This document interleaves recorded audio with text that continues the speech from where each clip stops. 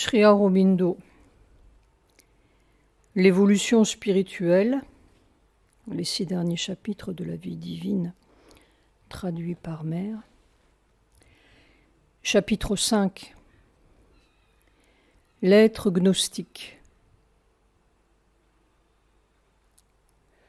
Un parfait chemin de vérité s'est ouvert à notre voyage vers l'autre rive, par-delà l'obscurité. Rigveda 1, 46, 11.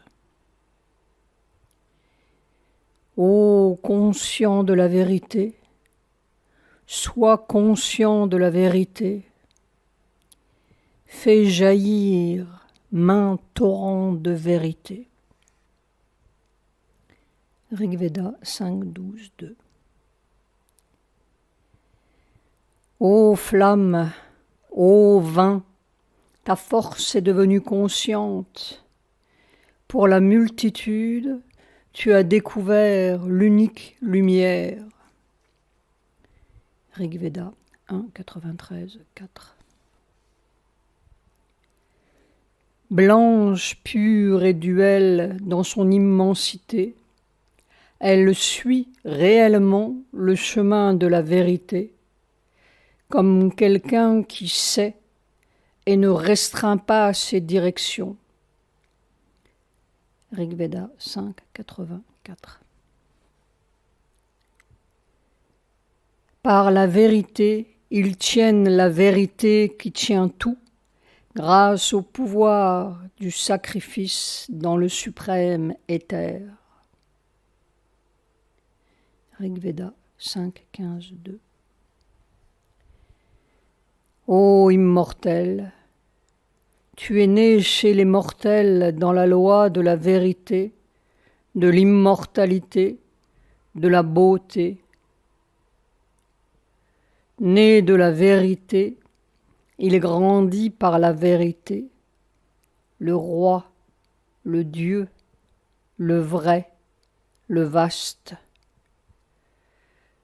Rigveda 9, 110, 4. 108, 8.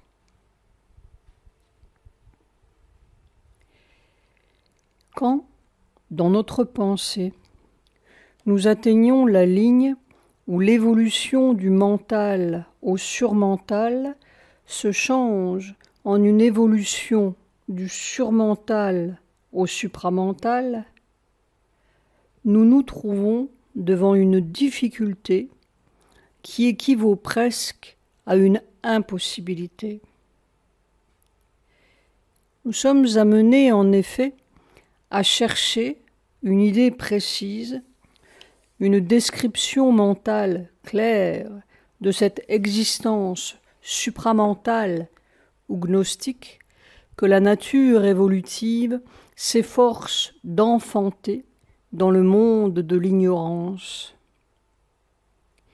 Or, en franchissant cette ligne extrême du mental sublimé, la conscience sort de la sphère de la perception et de la connaissance mentale, dépasse son action caractéristique et échappe à son emprise. Il est bien évident que la nature supramentale doit être une intégration parfaite de la nature et de l'expérience spirituelle et leur couronnement. Elle comportera aussi, par le caractère même du principe évolutif, une spiritualisation totale de la nature terrestre, sans toutefois se limiter à ce changement. À cette étape de notre évolution, notre expérience du monde sera reprise et par la transformation des éléments de divinité qu'elle contient, par un rejet créateur de ses imperfections et de ses masques, elle atteindra une vérité et une plénitude divine. Mais ce sont là des formules générales qui ne nous donnent pas une idée précise du changement supramental. Notre perception normale, notre imagination ou notre formulation normale des choses spirituelles et des choses mondaines sont mentales. Mais avec le changement gnostique, l'évolution franchit une ligne à partir de laquelle il se produit un renversement de conscience suprême et radical, de sorte que les mesures et les formes de la cognition mentale ne sont plus suffisantes. Il est difficile pour la pensée mentale de comprendre et de décrire la nature supramentale. La nature mentale et la nature et la pensée mentale sont basées sur la connaissance du fini. La nature supramentale est, dans son essence même, conscience et pouvoir de l'infini. La nature supramentale voit toute chose du point de vue de l'unité et regarde toute chose à la lumière de cette unité. Même la multiplicité et la diversité les plus grandes, même ce qui pour le mental implique les plus violentes contradictions. Sa volonté, ses idées, ses perceptions, ses sentiments sont faits de la substance de l'unité. Et son action s'appuie sur cette base. Au contraire, la nature mentale pense, voit, veut, sent, perçoit en partant de la division. Sa compréhension de l'unité n'est qu'une simple construction, et même quand elle a l'expérience de l'unité, son action doit partir d'une unité qui se fonde sur la limitation et la différence. Mais la vie supramentale, la vie divine, est une vie d'unité essentielle, inhérente et spontanée. Il est donc impossible au mental de prévoir en détail ce que sera le changement supramental dans son expression extérieure ou son action dans la vie, ni de spécifier quelle forme il créera pour l'existence individuelle ou collective. Car le mental agit selon des règles et des moyens intellectuels, par un choix raisonné de la volonté, par impulsion mentale ou en obéissant à une impulsion vitale, tandis que la nature supramentale n'agit pas selon une idée ou une règle mentale, ni en se soumettant à une impulsion inférieure quelconque. Chacun de ces mouvements est dicté par une vision spirituelle innée, par une pénétration exacte et compréhensive de la vérité de tout et de la vérité de chaque chose.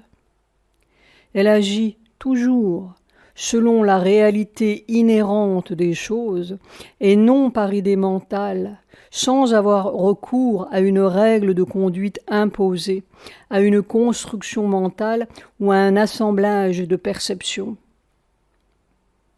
Son mouvement est calme, maître de soi, spontané, plastique.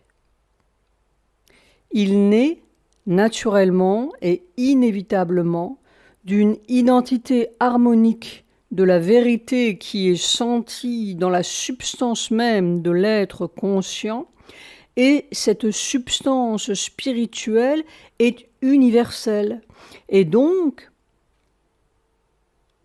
intimement une avec tout ce qui est inclus dans sa cognition de l'existence. Ainsi, une description de la nature supramentale ne pourrait s'exprimer que par des phrases trop abstraites ou des images mentales qui risqueraient d'en faire une chose toute différente de la réalité.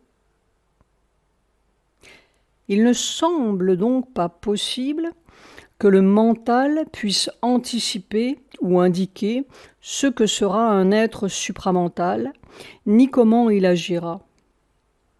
Les idées et les formules mentales ne peuvent rien décider ici, ni arriver à aucune définition ou détermination précise, car elles ne sont pas assez proches de la vision propre de la nature supramentale, ni de la loi qui la commande.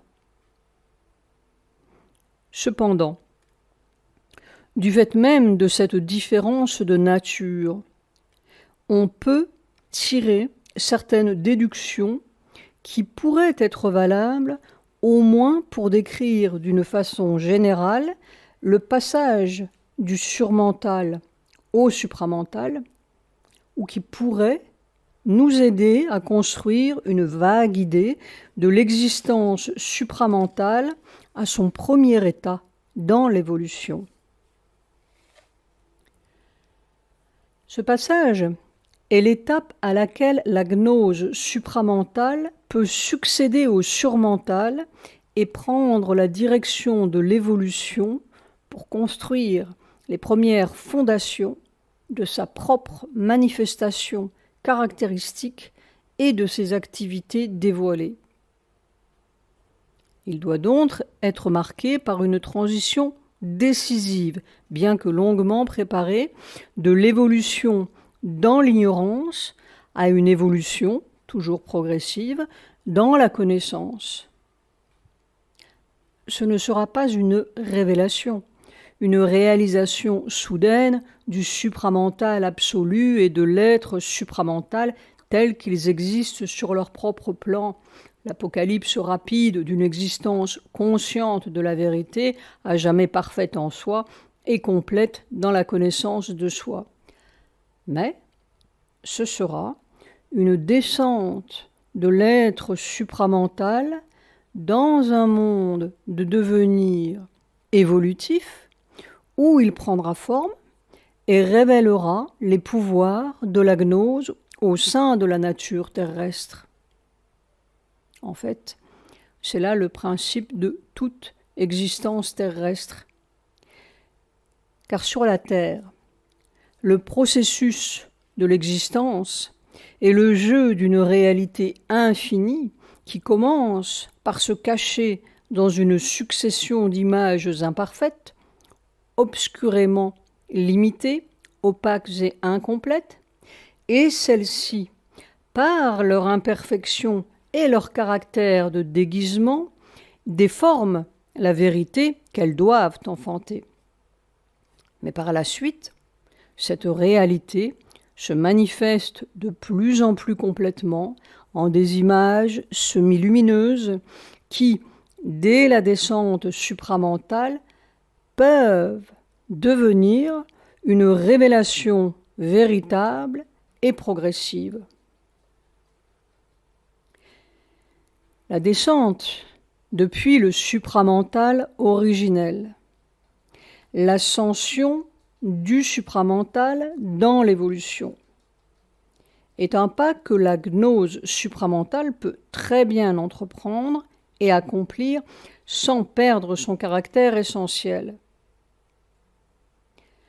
Elle peut prendre la forme d'une existence consciente de la vérité, fondée sur une connaissance de soi inhérente, mais elle peut en même temps embrasser et absorber la nature mentale, la nature vitale et le corps matériel.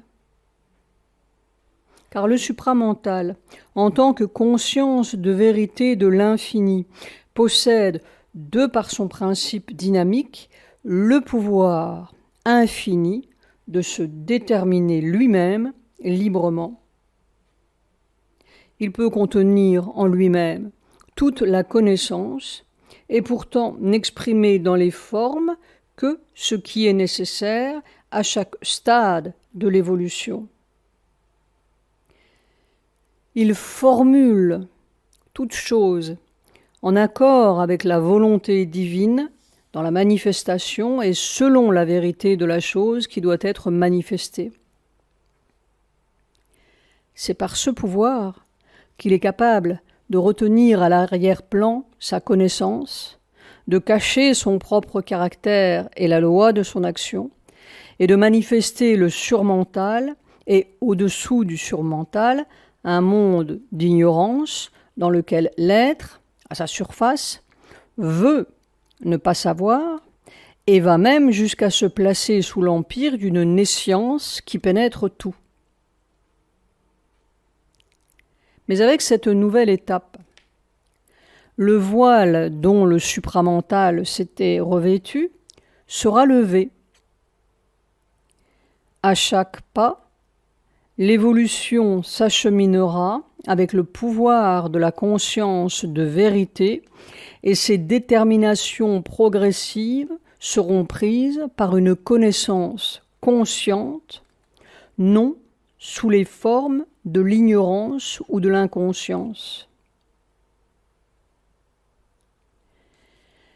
De même qu'un pouvoir de conscience mentale s'est établi sur Terre, qui a façonné une race d'êtres mentaux et qui absorbe en lui tout ce qui dans la nature terrestre est prêt pour ce changement, de même s'établira un pouvoir de conscience gnostique qui façonnera une race d'êtres gnostiques spirituels et qui absorbera en lui tout ce qui dans la nature terrestre est prêt pour cette nouvelle transformation.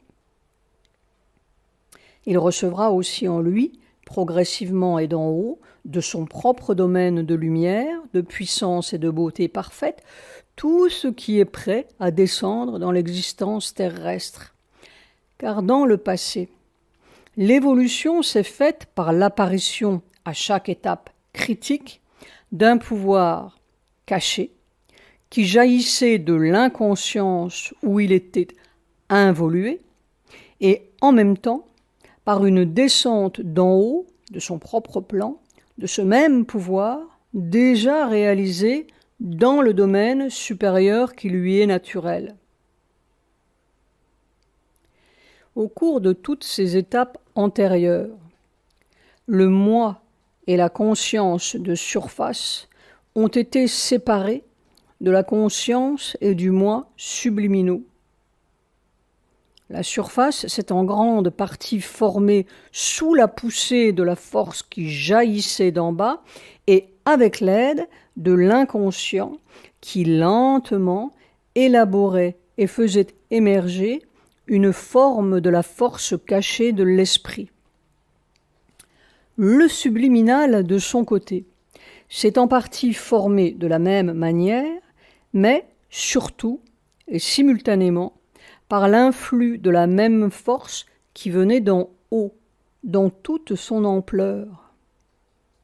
Un être mental ou vital est ainsi descendu dans les parties subliminales et de cette position secrète a formé une personnalité mentale ou vitale à la surface.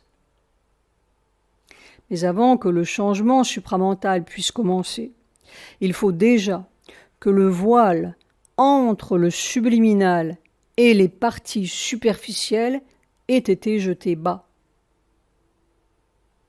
L'influx, la descente, se fera dans la conscience tout entière, dans son ensemble.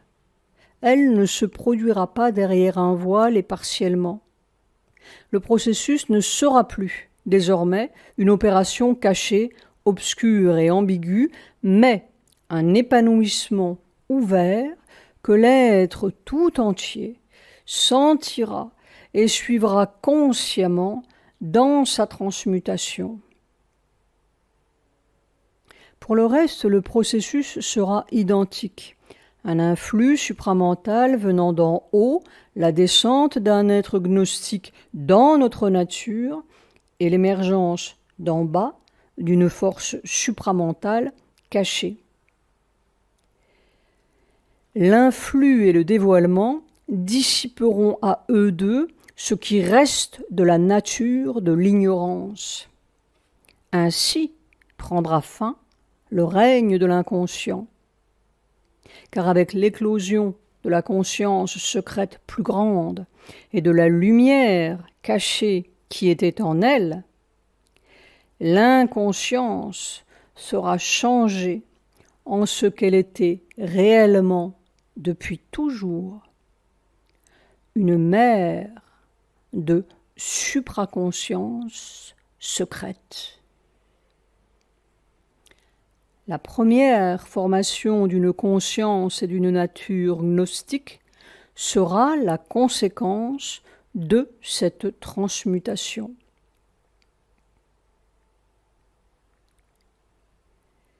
La création d'un être supramental, d'une nature et d'une vie supramentale sur la Terre, ne sera pas le seul résultat de cette évolution. Elle apportera en même temps l'achèvement et la perfection des étapes qui ont conduit jusqu'à elle. Ainsi, elle confirmera le surmental, l'intuition et les autres degrés de la force spirituelle de notre nature dans leur possession de la naissance terrestre. Elle établira une race d'êtres gnostiques, une hiérarchie, une échelle resplendissante avec ses degrés ascendants et les formations successives qui constituent la lumière et le pouvoir gnostique dans la nature terrestre. Cette description de la gnose s'applique à toute conscience qui est basée sur la vérité de l'être et non sur l'ignorance et la nescience. Toute vie et tout être vivant qui est prêt à s'élever au-dessus de l'ignorance mentale sans être encore prêt pour l'élévation supramentale, trouvera donc une base ferme grâce à cette sorte d'échelonnement ou d'échelle avec des degrés qui se chevauchent et découvrira les étapes intermédiaires de sa propre formation. L'expression et la réalisation de ses propres possibilités d'existence spirituelle sur le chemin de la suprême réalité. Mais on peut s'attendre aussi à ce que la présence à la tête de la nature évolutive, de la lumière et de la force supramentale libérée et dorénavant souveraine, ait des conséquences dans l'évolution tout entière.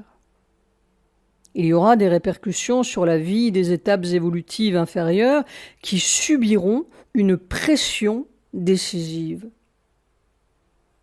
Quelques fragments de la lumière, quelques fragments de la force pénétreront en bas et éveilleront à une action plus vaste le pouvoir de vérité qui est caché partout dans la nature.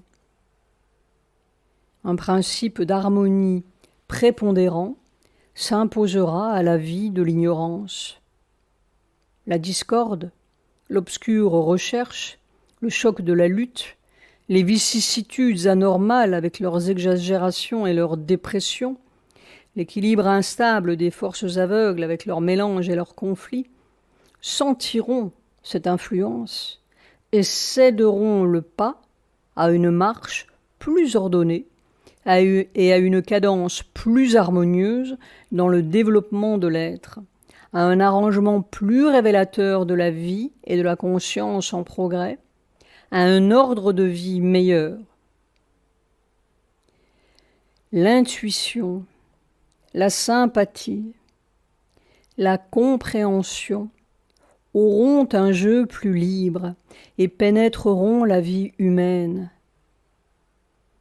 On parviendra à un sens plus clair de la vérité du moi et des choses, à un maniement plus éclairé des difficultés et des chances offertes par l'existence.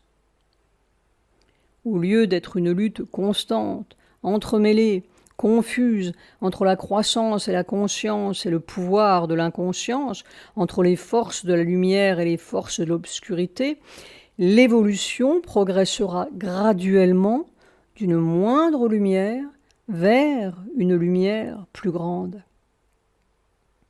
À chaque stade, les êtres conscients qui appartiennent à ce stade répondront à la conscience-force intérieure et élargiront leurs propres lois dans la nature cosmique pour atteindre un degré plus élevé de cette nature. C'est là du moins une grande possibilité. et l'on peut envisager cela comme la conséquence naturelle de l'action directe du supramental sur l'évolution.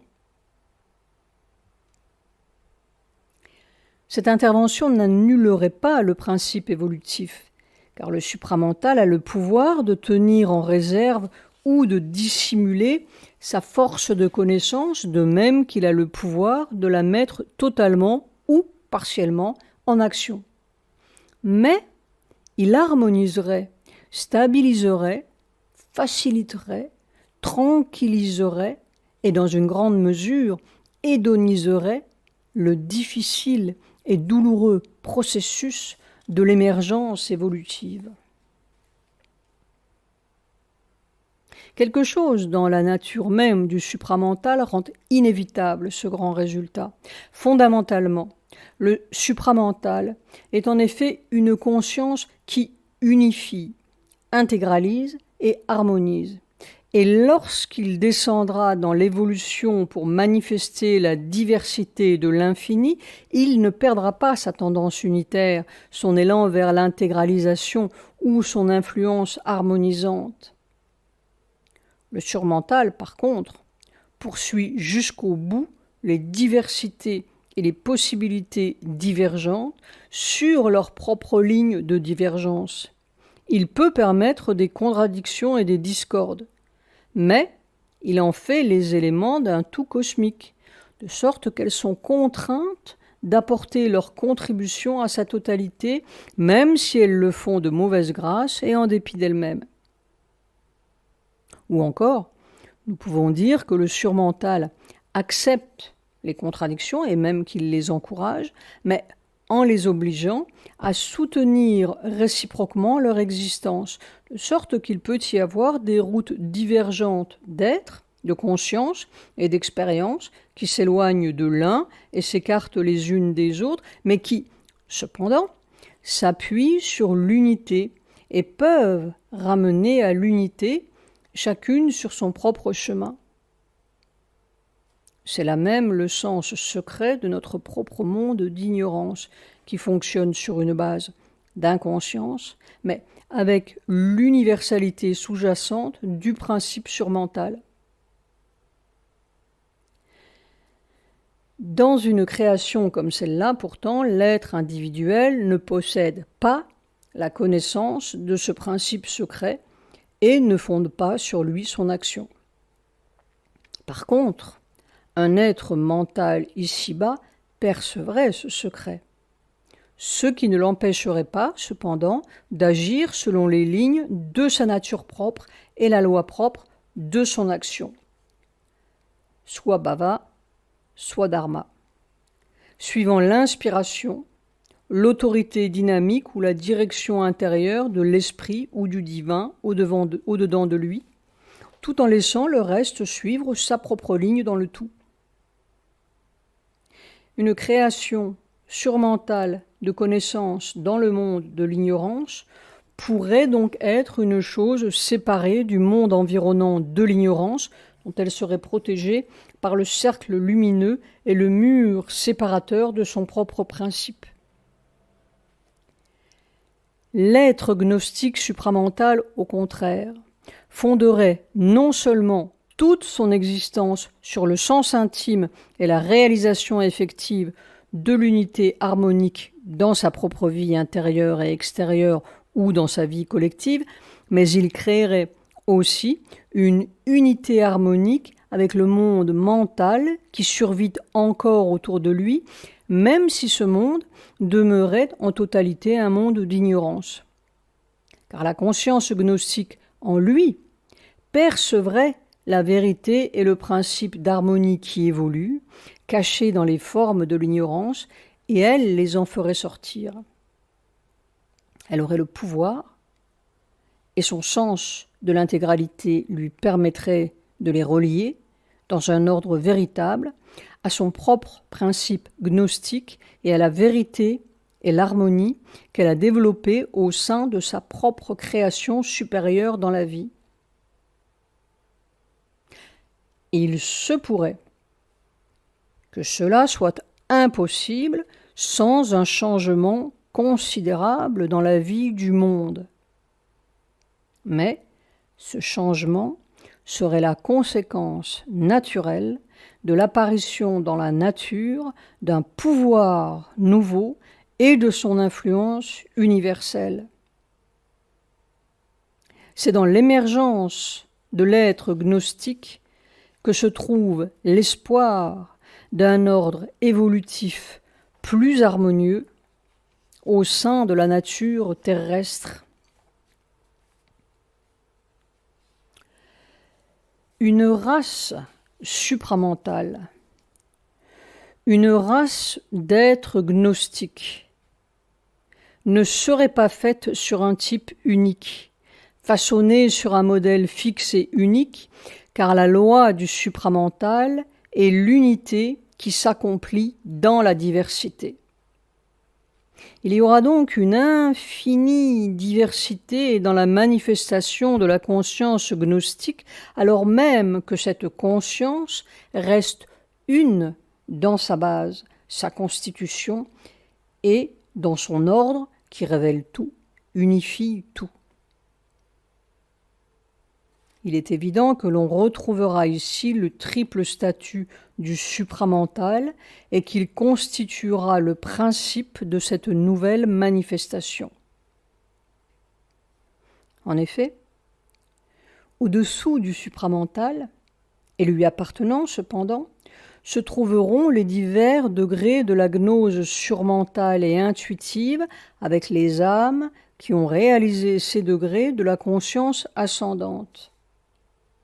On trouvera aussi au sommet, et à mesure que progresse l'évolution dans la connaissance, les êtres individuels qui s'élèveront au-delà d'une formulation supramentale et qui, depuis les plus hautes cimes supramentales, atteindront le sommet de la réalisation unitaire de soi dans le corps. Car tel doit être le dernier et suprême état de l'épiphanie et de la création. Mais au sein de la race supramentale elle-même, dans la variété de ces degrés, les individus ne seront pas moulés sur un seul type d'individualité. Chacun sera différent des autres, une formation unique de l'être, tout en restant un avec le reste du monde, dans les fondations de son moi, dans sa perception de l'unité et le principe de son être. Tout ce que nous pouvons essayer, c'est de nous former une idée de ce principe général de l'existence supramentale, si amoindrie soit-elle par les limitations de la pensée mentale et du langage mental.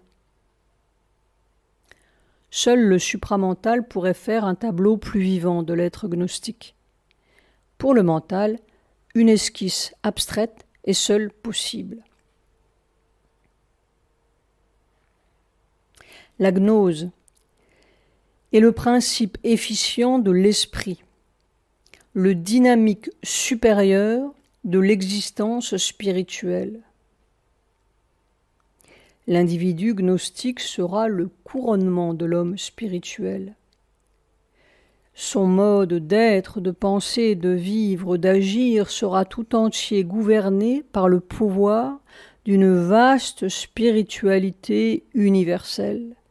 Toutes les trinités de l'esprit seront réelles pour sa perception et réalisées dans sa vie intérieure. Toute son existence sera fondue dans l'unité avec le soi, l'esprit universel et transcendant. Toutes ses actions émaneront du gouvernement divin de l'esprit, du soi suprême, sur la nature, et lui obéiront. Toute vie signifiera pour lui l'être conscient, le Purusha au dedans, qui trouve son expression propre dans la nature.